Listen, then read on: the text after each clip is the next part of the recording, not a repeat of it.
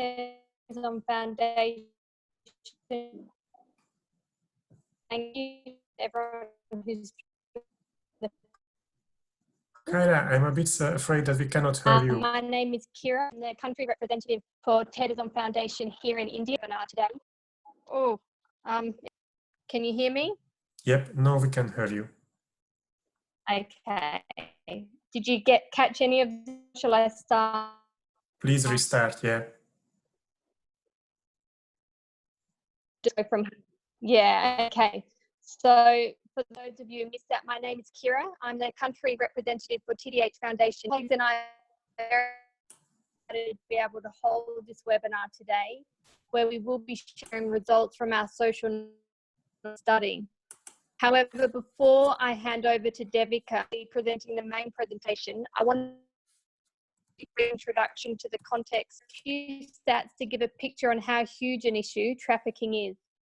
Human trafficking for the purpose of forced labour or sexual exploitation is the third largest crime industry in the world, and it is a business that generates a profit of approximately $32 billion annually.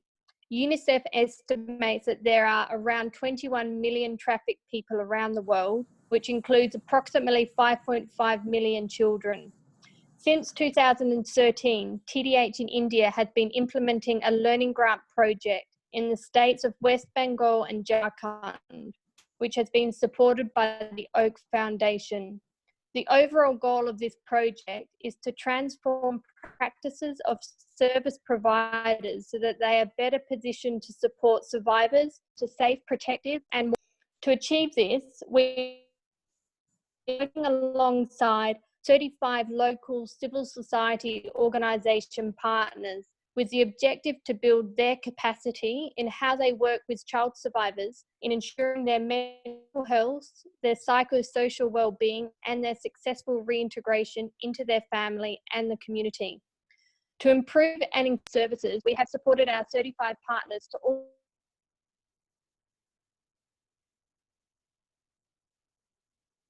and the community. So strengthening child protection structures at the community level, gaining a deeper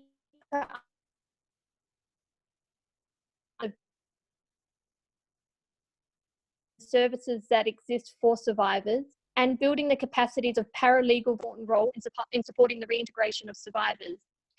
Key messages that we used in the advocacy action came out of the findings from a stigma study that we conducted in 2019. Now, this study identified gaps that exist between the needs of trafficked survivors against available services and showed how deep-rooted stigmas at all levels of society exist and act as barriers for the successful reintegration of a survivor. In order to further understand these barriers and stigmas, we initiated this social norm study with the aim to explore the existing social norms that hamper as well as facilitate reintegration, and to also come up with recommendations to support positive behaviour change. So with this, I will now hand over to Devika, who will present the main findings of the study. Devika was the lead researcher for this study from ASK, who TDH engaged and collaborated with to undertake this study. So Devika, I hand over to you. And just a quick reminder, we will have 15 minutes at the end of this presentation for questions. So Devika, I hand over to you now.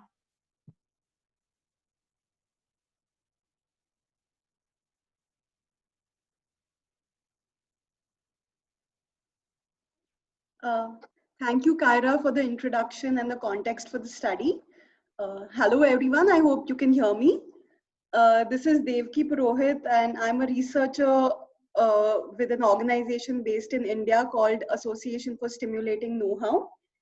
This study was undertaken by the research domain of our organization. I'm joined by my colleagues from ASK who were also part of the study. Padmaja Goswami was a co-researcher in the study, while Senior Manager Narmada Purohit and our Associate Director Bindya Rawat, they have peer-reviewed the report for this particular study. The way I've organized the presentation is that I'll give a brief introduction to social norms and to the study. Then we'll discuss the key findings of the study. Thereafter, we'll conclude with the recommendations, and then we will open up the webinar for questions and answers.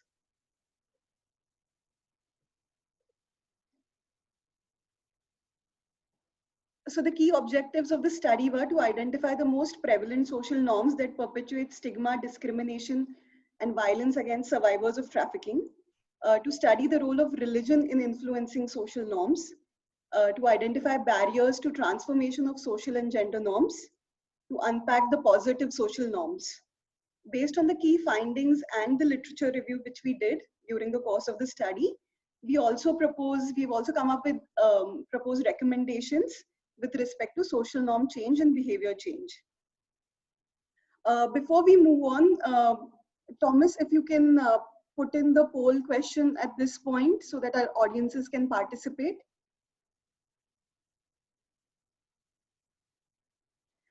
Requesting everybody to answer this question which is appearing on your screen before we move on to the presentation.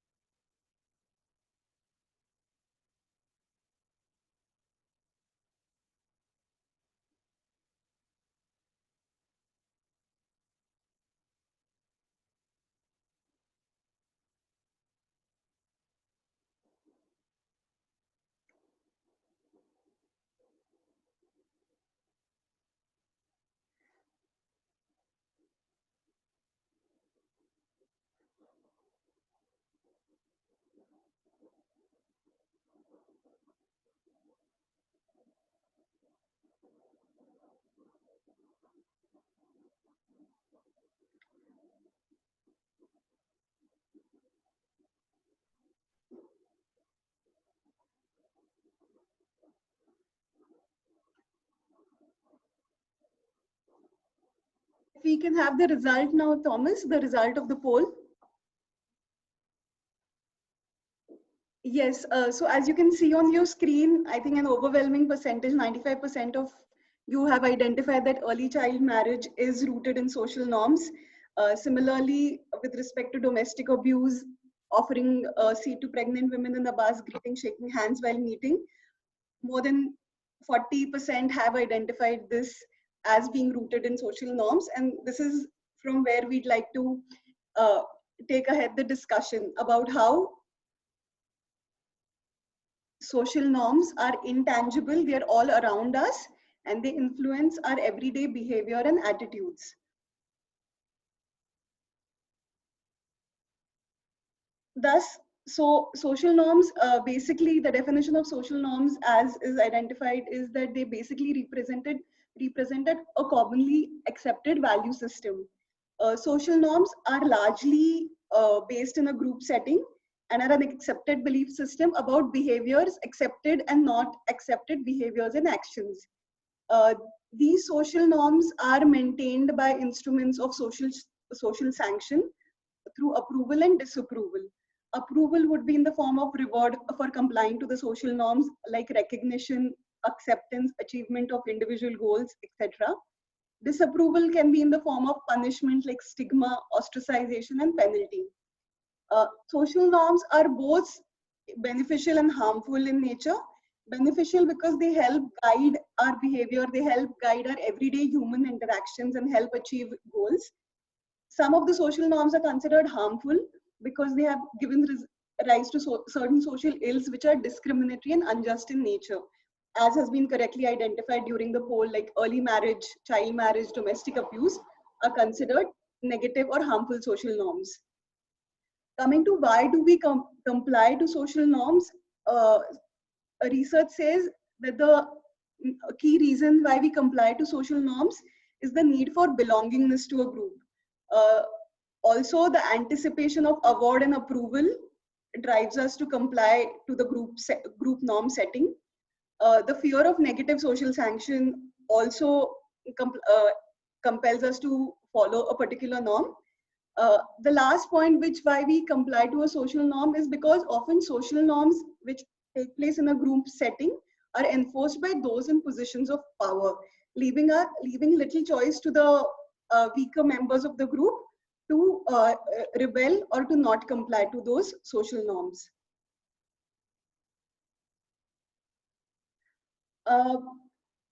Social norm change interventions have recently become very significant as theorists and practitioners around the world have come to believe that to change certain behaviors and practices that are harmful in nature, there is a need to go to the roots and change social norms.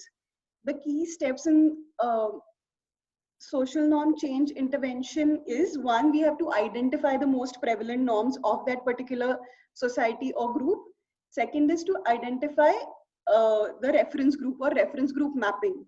Reference groups are basically those members or individuals within the immediate vicinity of the person who perpetuate a particular social norm or hold a particular social norm. So to be able to change a social norm, we need to do a reference group mapping.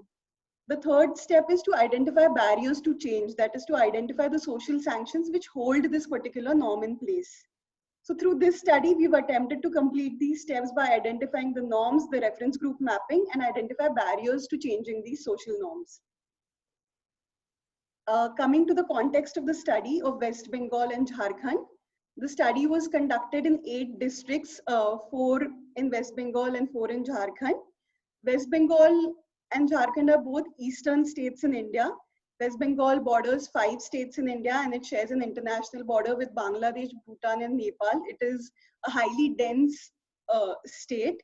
It's the 4th most populous state in India. Considering the location and socioeconomic condition of West Bengal, it is a hotspot for human trafficking, particularly trafficking for commercial sexual exploitation, with the porous borders with Bangladesh, Bhutan, and Nepal. The next state where we conducted the study was Jharkhand. Jharkhand is a landlocked state, again in the eastern part of India. It borders 5 states in India. It fares weakly on the socioeconomic parameters, with 36% of the population falling below poverty line as per Indian definitions. Jharkhand is also primarily populated by tribal communities. So the study was conducted across these 2 states and 8 districts.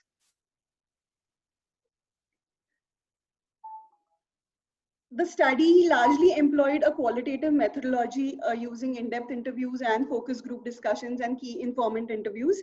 We also used the method of vignettes to elicit opinions, sensitive opinions on issues of sexuality, gender roles, and marriage. The study met a wide range of stakeholders. The primary stakeholders of the study were definitely the survivors of trafficking and their family members. We also interacted with government officials, including law enforcement officials, child welfare officials. Among the civil society organizations, the study met shelter home caregivers, counselors, NGO staff. Thereafter, through the study, we also interacted with a range of community members, including adolescent girls and boys, youth, men and women groups, religious leaders, and key village functionaries. So the study findings have been derived from interactions with a range of stakeholders, right from survivors to the government, non-government officials, and community members. We will now discuss the key findings of the study. The way the findings are organized is as follows. Firstly, we will identify the most prevalent social norm, map the reference group of who holds these norms. Thirdly, we will discuss how they act as barriers to reintegration of survivors of trafficking. And lastly, we'll identify any positive deviance in the form of positive social norms or positive institutional support.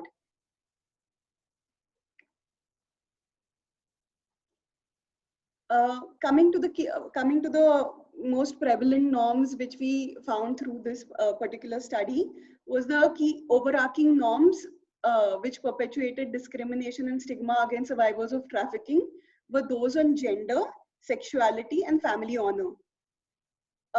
Owing to the context of West Bengal, where the trafficking is seen for commercial sexual exploitation, the stigma faced by these survivors of trafficking was higher compared to Jharkhand, where trafficking was primarily for domestic work. The overarching patriarchal structure seen in society was seen to be stronger in West Bengal, and in the non-tribal communities in Jharkhand. The situation of tribal communities in Jharkhand is slightly different, which will emerge as we proceed. Emerging from this larger overarching patriarchal norms are the social norms depicted on the slide here. First, there were clear norms of who is considered a good girl and a bad girl. A good girl was considered one who would listen to parents, study, engage in household chores, not interact with male members outside of the family, not engage in premarital sex, and not undertake any livelihood activity outside the village. This again was largely seen in the context of survivors from West Bengal and non-tribal survivors of trafficking from Jharkhand. Since a survivor of trafficking is seen to have flouted these prescribed norms of a good girl, there is stigma attached and she is considered a bad girl. Flowing from this norm was another norm of family honor, which was directly linked to the chastity of girls and women in the family. The chastity of girls had to be intact and protected, owing to the norm of girls being guests. That is, they had to be married off early into another family. One of the underlying expectations is that for a marriage, a girl has to be pure, that is, not having engaged in any sexual activity prior to marriage. Thus, a survivor of trafficking, particularly from West Bengal, who was sexually exploited, is considered impure and thus stigmatized. These twin norms of family honor and early marriage, which is also seen as a non-negotiable rite of passage in the communities, directly lead to stigma and discrimination against survivors of trafficking. So this was seen largely in the context of West Bengal. In context of Jharkhand, the stigma was slightly different and slightly lower because the trafficking from Jharkhand was for domestic work, which was not stigmatized directly. In the context of tribal communities, particularly in Jharkhand, the situation was again different because of the socioeconomic conditions there. This was characterized by, the tribal communities were characterized by women heading the households in terms of being the primary breadwinners by collecting forest produce, engaging in farm and labor work. While men were also engaged in these activities, the rate of alcoholism was seen to be higher, as reported by the community members and women were seen as the key, having the key responsibility of earning and running the households. Thus, the traditional gender roles were seen to be inverted in tribal families, which led to different expectations of girls and boys. So in this, we were seeing that girls were mirroring the work done by their mothers or the women in the family of heading the households. Thus, they were more keen on getting engaged in employment outside the village. This made them vulnerable to trafficking, wherein traffickers exploited their poor socioeconomic condition and trafficked girls for forced domestic work to urban areas. But because of this reality, where women are the key bread earners in the villages we visited in Jharkhand, tribal villages, the stigma faced by tribal girls who've been rescued and reintegrated is lower, owing to the prevalent norm that the women earns and is responsible for the household. However, it has to also be noted that in the non-tribal communities in Jharkhand, the patriarchal norms were equally strong and seen. These norms of good girl, bad girl, family honor, early marriage were seen even in case of non-tribal communities in Jharkhand. If you see on the right-hand side of your screen, we have, this is the list of stakeholders who are seen to hold these particular social norms. For example, family members, specifically the men in the family, that is fathers and brothers, used to hold a strong norm of family honor. Thereafter, the female relatives, neighbors, even shelter home run by government or non-government organization care workers were also seen to reflect this norm. Religious leaders within the community were also seen to reflect these norms on gender, sexuality, and family honor. Now, this is largely reported by stakeholders and a few other stakeholders whom we interacted, like the counselors in childcare institutions. going ahead, I'd like to share a few verbatims which are linked to the norms we just discussed. The first verbatim is an example of an injunctive norm, which leads to isolation and stigma. Injunctive norm is basically what others think I should do. So a survivor of trafficking shared, I was barred from fetching water from the community tap. They, that is neighbors, said if I touched the tap, it will be impure and they will not be able to collect water from the same. The second verbatim is of a descriptive norm leading to transference of stigma to other family members. So what is to be noted is that the stigma is not just attached to the survivor of trafficking, but it gets transferred to the other family members, particularly girls, as they are vulnerable.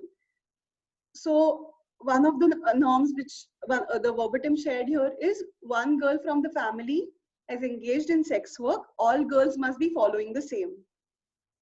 The third verbatim shared is a classic example of personal belief versus an injunctive norm, where one can see that the societal norm trumps personal beliefs or personal attitude, thereby eventually where the father in this case had to comply with the social norm or the injunctive norm which was seen here of stigma or shame. The father of a survivor of trafficking from West Bengal shared, I used to roam with my head held high before, but after my wife got trafficked and was rescued, my head was hung in shame.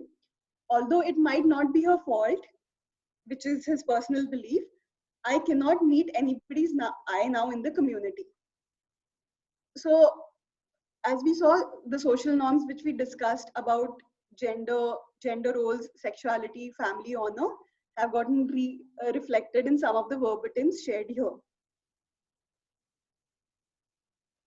Now, given on this slide are norms of victim blaming on the left-hand side, and on the right-hand side are stakeholders who display this norm as experienced and as reported by the survivors themselves.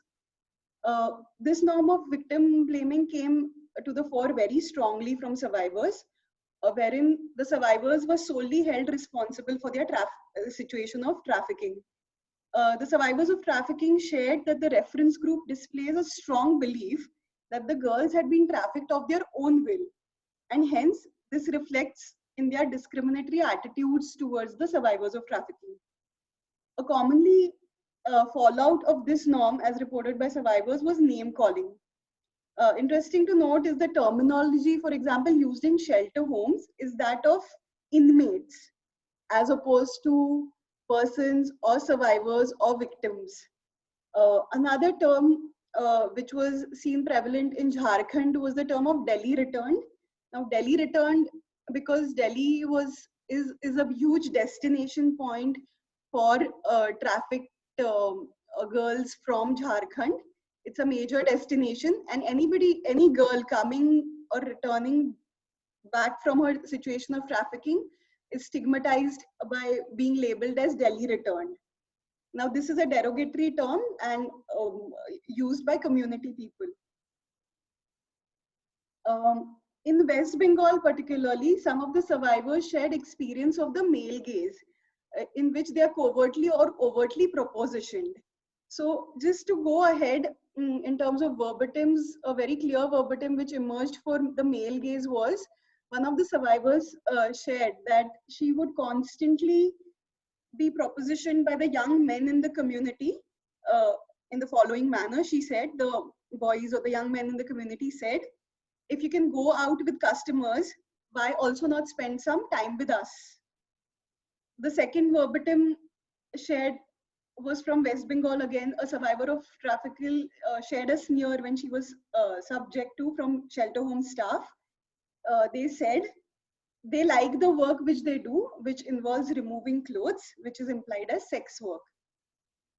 Another survivor shared, this was from Jharkhand, shared, you went by your choice, you will go back after a few months, won't you? So there's an implicit blame attached to the girl without understanding the context in which she was trafficked.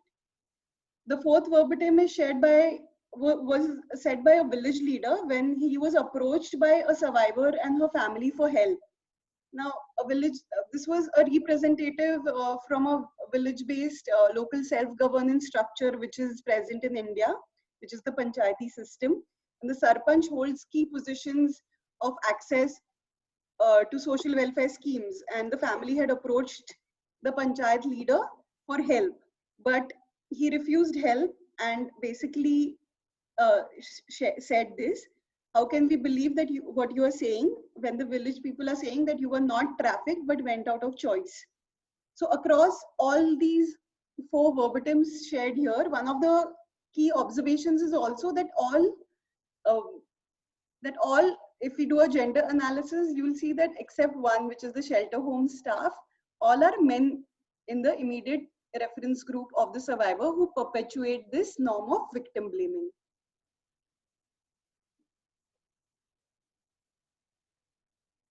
Going ahead, we try to also understand how religion plays a role in influencing and perpetuating certain social norms.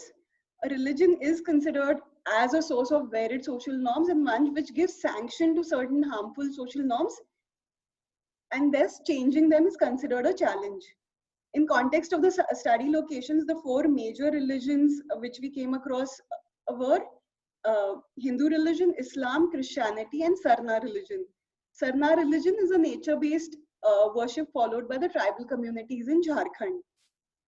The key findings in context of the Hindu religion, Islam, and Christianity were religious norms prescribing behavior of girls. Example, staying in a parda, taboo on premarital sex, disapproval for multiple partners, a ban on abortion. So these are certain, again, expected behaviors of girls which were given sanction by the religion. With respect to the Hindu religion, there are certain caste prescribed norms of purity and pollution, which are again linked to family honor, which resides in controlling the sexuality and mobility of girls. Now, some of these norms can again be reflected in some of the verbatims which we came across. In one of the verbatims, a child care institution counselor stated, with Hindu communities, we have often seen parents do not want to accept the child. We have to call parents multiple times to ensure that they visit the child in the CCI. CCI is a child care institution. However, with the tribal communities, we have seen that parents, despite their poverty, manage to come to the CCI and insist on taking the child back home as soon as possible. So seen here, the counselor basically shared with us that this is owing to the strong norms of purity and pollution, which are very characteristic of the Hindu religion. However, this was not seen in tribal communities where the acceptance was thus higher. Another verbatim was shared by an adolescent girl who follows Islam from a village community in West Bengal. She said that we can understand if a girl is a good girl or a bad girl by looking at her, the way she dresses, the way she interacts, her peer groups, etc. If a survivor post her return, does not wear a burqa, goes out in the evening, talks to male members, peer groups, then she's a bad girl who went with the trafficker by choice. Now, these parameters are very loosely defined in the community without any fact checking, and even things like using lipstick, wearing better clothes is considered that the survivor of trafficking went out of choice.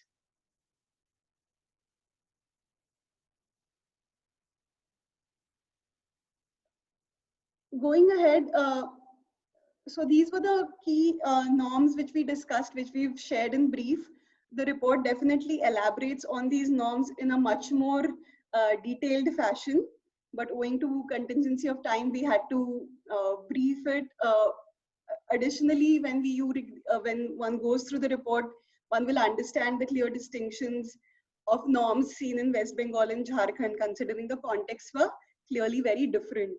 But some of the norms discussed so far create clear barriers to reintegration through the instrument of social sanctions. These barriers are seen at the individual level, at the family level, at community level, as well as at the institutional level.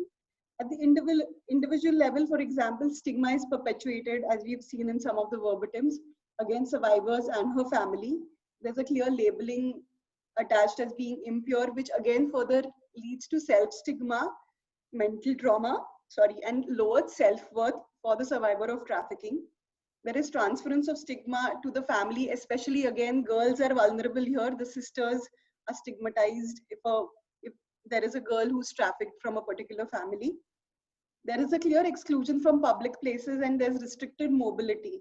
Now, mobility is restricted by the family directly. So mobility is restricted to stop the girl from facing shame, or the community directly restricts mobility, like we saw in the first verbatim, where the girl was not allowed to access the community water tap. In certain cases, we also found that the survivors of trafficking were subject to physical and verbal abuse by their own family members, particularly brothers. Now, this came as the brothers, elder brothers or younger brothers were a key reference group when it came to the reintegration of survivors of trafficking. The reasoning given as to why the brothers perpetuate physical abuse and violence on their sisters was that the brothers have to go out and face the world. They have to face the community, since they are the earners, the primary earners in context of West Bengal, particularly in the family. They have to go out and face the world, and they face stigma. So they come back to the family and they perpetuate violence and abuse against the survivor, who's their sister. We have also seen a barrier to reintegration through the lack of respect to a survivor's privacy. This was seen in multiple cases within the shelter home as well as in the community. In the shelter home, one of the survivors shared that how CCTV cameras are attached everywhere, including the area where they sleep at night. And it created a lot of mental trauma for the survivors because they are watched all the time. In another instance, a survivor shared of how a police official announced to the village community about how a girl was being trafficked from that house to create an example. So this is clear lack of respect to a survivor's privacy and confidentiality. It further reduces opportunities, educational and economic opportunities. Educational because the family, the parents prefer that the girl stays at home for the fear of being re-trafficked, for the fear of stigma. Her mobility is restricted. Her schooling, access to higher education gets restricted. Similarly, especially in case of West Bengal, where girls are anyway not expected to step out of the village for earning, their economic opportunities get reduced.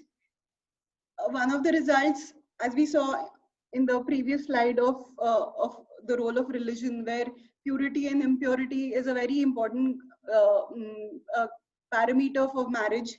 So which result with survivors of trafficking who are considered impure, it results in weaker marriage prospects or forced marriage. Another key barrier which we found through the study was it impacts access to justice. There are multiple times where the police, owing to their norm of victim blaming, refuses to file an FIR, saying that the girl goes by choice. Why should we file an FIR? And this affects their access to institutional support and victim compensation. Lastly, one of the key barriers of reintegration, which we found particularly in the case of Jharkhand, was the risk of being re-trafficked.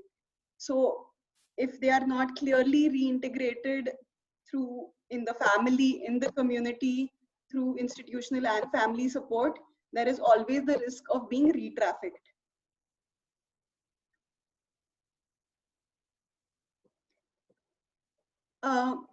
Going ahead, we will also mention some of the positive social norms and positive support systems which we came across.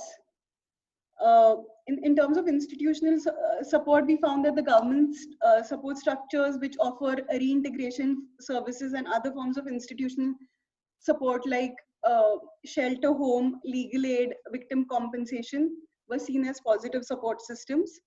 the NGOs working in the areas we visited have in certain cases formed survivor groups, survivor collectives, which very clearly instill values of equality, justice, through a commonality of shared experience and solidarity. The survivor groups were seen to have a lot of clarity in terms of their victimization and the clear discriminatory gender norms which perpetuate stigma and violence against them. In some of When it comes to the family and community level positive social norms, some of them we've mentioned over here. So a basic acceptance and non-discrimination by the family members, stemming from the feeling of love, familial bonds, and values of child protection, lead to better integration and were seen as positive social norms. In certain cases, we saw that marriage as an institution also played a positive role in reintegration. Education was seen as an important part. It played an important part in reintegration, especially this was seen in Jharkhand, where adolescent survivors of trafficking were enrolled in government residential schools. The familiarity of survivors with persons of authority in the community. So if a survivor has linkages with the person of authority within the community, that immediately impacted in terms of reduced stigma and more acceptance of the survivor. Uh, another social norm which we came across was the fear of being re-trafficked, which led to the family accepting the survivor of trafficking. In terms of Jharkhand, which we saw in the very first slide, as women being the primary earners and overall lower gender-based discrimination in the tribal communities in Jharkhand, was seen as a positive social norm, which led to more acceptance and reintegration. In tribal communities, a particular tradition called the Dhuku Pratha, which is a tradition of living in prior to marriage. Under this tradition, young men and women, young boys, girls, they elope, and the girl goes and stays with the boy's family prior to marriage. Now, this is an accepted tradition within the tribal community. So this indirectly gives more acceptance to mobility, a girl's choice, agency, uh, uh, premarital sexual behavior. So this particular tradition or social norms directly results in higher level of acceptance of a survivor of trafficking.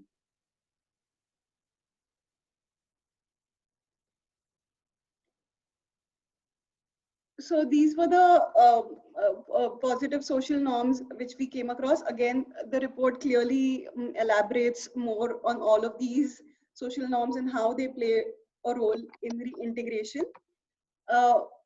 Drawing from the harmful social norms and the positive social norms, certain recommendations which we've proposed or made through this study are: one, uh, a major social norm change intervention is undertaking social and behavioral change communication activities in the community. This can be done through awareness raising, community sensitization on matters of child protection, trafficking, gender, on sexuality.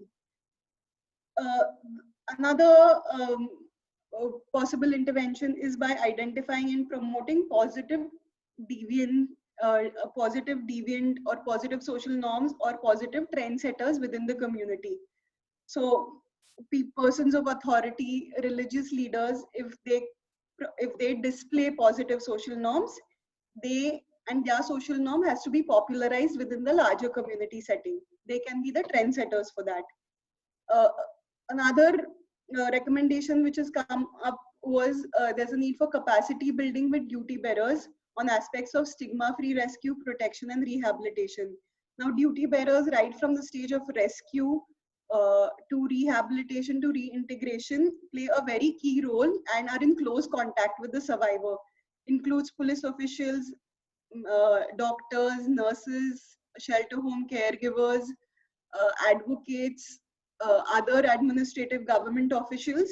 So the entire rescue to reintegration stage involves multiplicity of duty bearers, and these duty bearers were seen to display certain negative social norms of victim blaming, which directly affects reintegration. So capacity building with them, sensitization on stigma-free rescue was considered crucial. Since we did come across survivors collectives who display strong strong norms of equality, justice. They provide psychosocial counseling for survivors of trafficking, and were seen as a positive example within the community setting. Thus, promoting survivor collectives and adolescent girls group was another recommendation. Religion played an important role. That's why another recommendation which came was formation of an interfaith dialogue. And lastly, more advocacy through organizations on the aspect of stigma-free rescue, on the aspect of addressing social norm and social norm change behavior amongst community and duty bearers. So I think that is how we've organized our recommendations for this particular study. And that is it from the webinar on this. Thank you for listening patiently, and we will be open for question and answers now.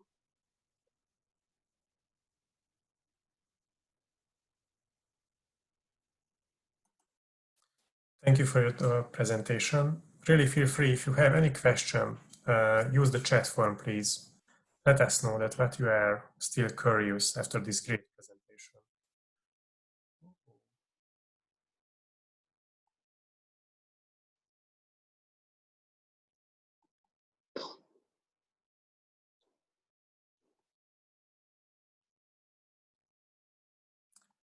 Let me read loudly the first question. In terms of project design, what are some main current limitations, gaps of NGOs projects aiming at rehabilitating efficiently women survivors of sex trafficking? Can you please come again? I did not quite get the question. So if we are considering that the project design, working for an NGO, what are the main limitations in rehabilitating effectively the women survivors of sex trafficking? So just to clarify, because we did not evaluate or analyze reintegration practices of NGOs, so that this would not be the correct study to comment on that.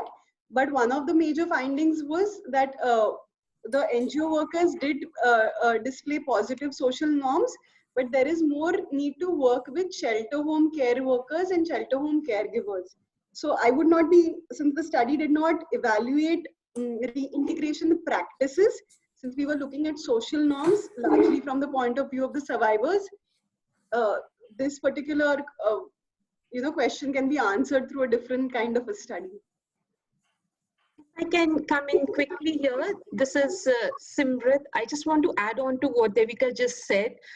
From our experience of working in the field here, it's clear that most of the focus, even of the non-governmental organizations in terms of project designing, is on so-called informal systems when we talk about changing social norms, families, community level, working with religious leaders, and of course this area of strength with many of the organizations.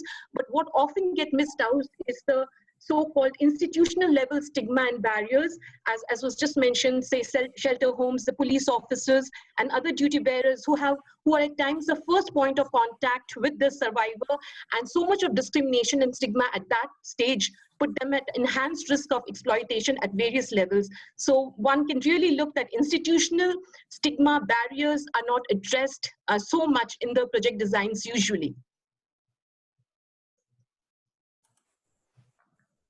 Okay, thank you. The next question. Why was there an increased risk of being re-trafficked in spite of positive gender norms among the tribals?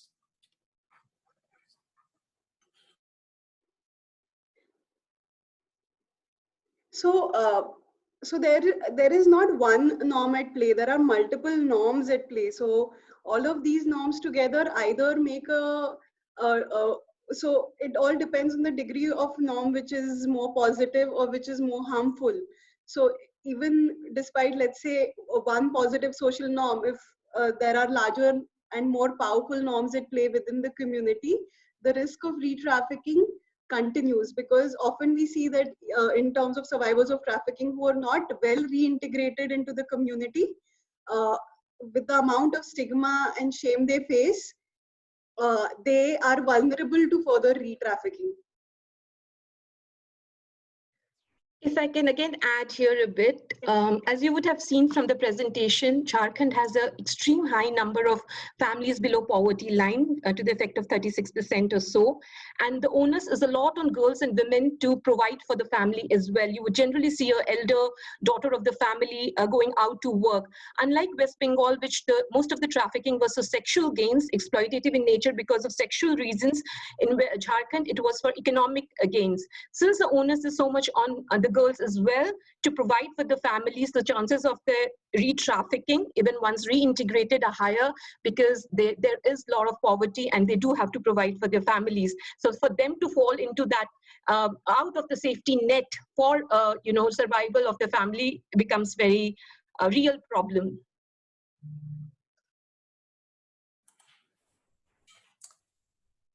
Thank you. We had two questions. Let me combine a bit. What would be the SBCC tools and strategies for social and behavior change, especially for survival level and reference groups? And can you share a good practice on such a tool that you came across that worked well in these communities?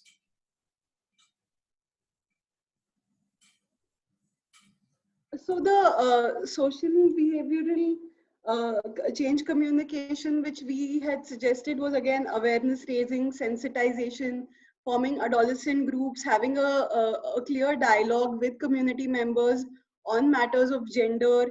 Now these, largely if you see these communities where we've gone to, there is no dialogue on gender, sexuality, traditional roles, changing traditional gender roles. So the SBCC strategy is that of, again, awareness raising, having a continuous dialogue.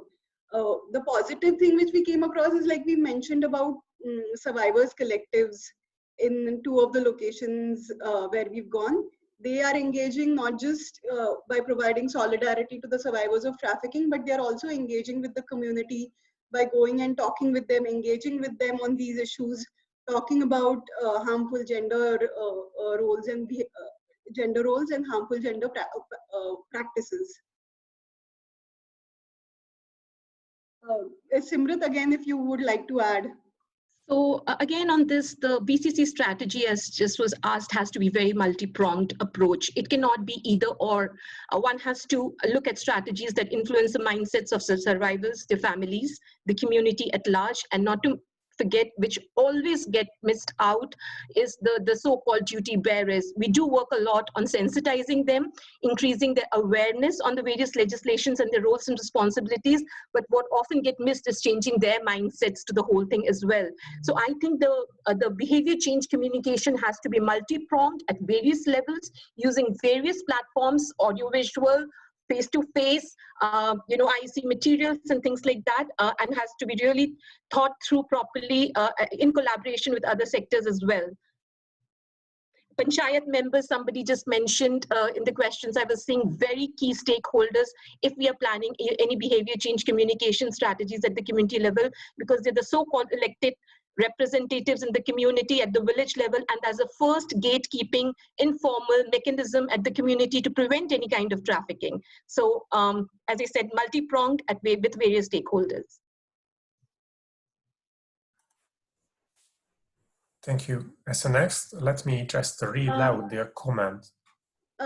Thomas, can I request you to unmute Narmada? She would like to add something from Ask. Narmada Purohit. Muted. Narmada, can you hear us? Yes. Okay, so I would like to add here when we talk about, social and behavioral change communication activities. So like as Devki mentioned, it has to be a continuous process, and also there are a lot of involvement of the stakeholders which are very important. Like Sumit also mentioned about Panchayati, PRA members. So it's not only PRA members, even the village headman, priest, which we are talking about, which was there in the recommendation also. So these important people, they play a very important role when it comes to awareness raising on different issues, and especially related to these social norms also.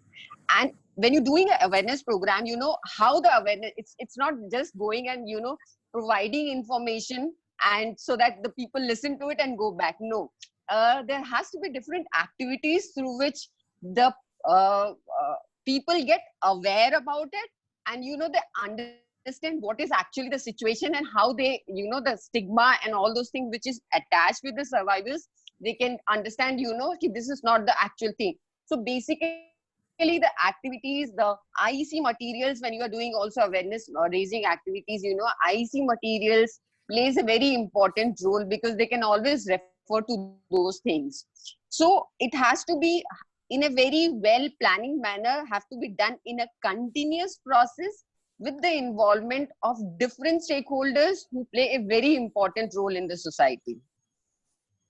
Thank you.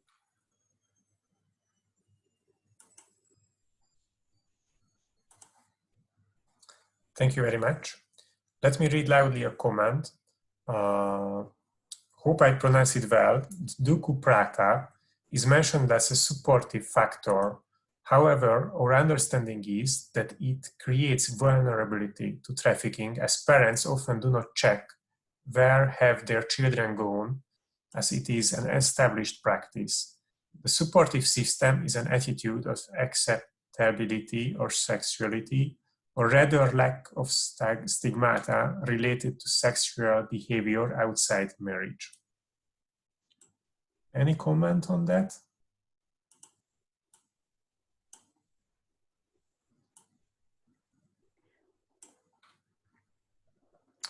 Okay, and may just Yes, ask. sorry, maybe yeah? I can come in. I think, yes, what the comment is quite in line. Definitely, Duku Pratha is also a vulnerability. It creates more vulnerability towards trafficking, definitely. But since the lens which we'd applied was of reintegration and understanding the social norm, this was identified as a supportive factor. I think Padmaja wanted to add something. If you can unmute her as well. Hi, everybody. Am I audible? Padmaja, you can just give a quick introduction and you can proceed. Sure. Hello, everybody. This is Padmaja Goswami from ASK. I was also a part of the study. I was a co-researcher for this study. And as with regard to this comment, wherein it is very much in alignment, wherein Shwetank is saying the supportive system is an attitude of acceptability to sexuality, or rather lack of stigma related to sexual behavior outside of marriage. So I would say that the reason as to why we had mentioned Duku Pratha as a positive norm is because of the latter factor here, because there is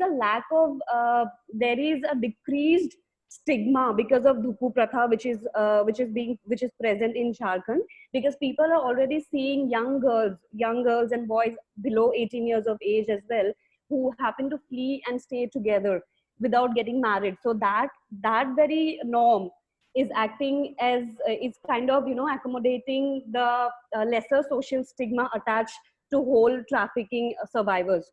Again, going by this comment, again, like you had rightly also mentioned, the whole Duku Pratha is also acting as a very negative factor here in the context of Jharkhand especially, because what is happening is, in the name of Duku Pratha, for example, say family A, say a son from family A is living together with a girl from family B. So the girl's family might not really be aware what happens to the girl after she goes off to the boy's place.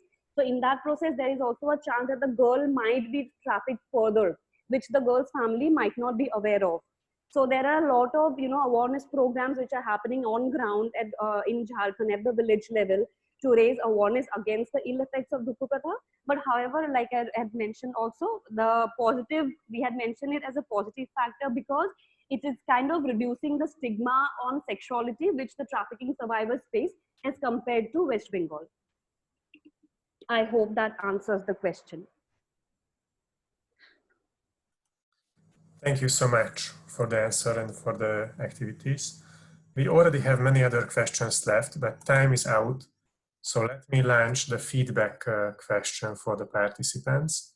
But I can confirm from Child Hub that I will collect the question and send to our team of presenters.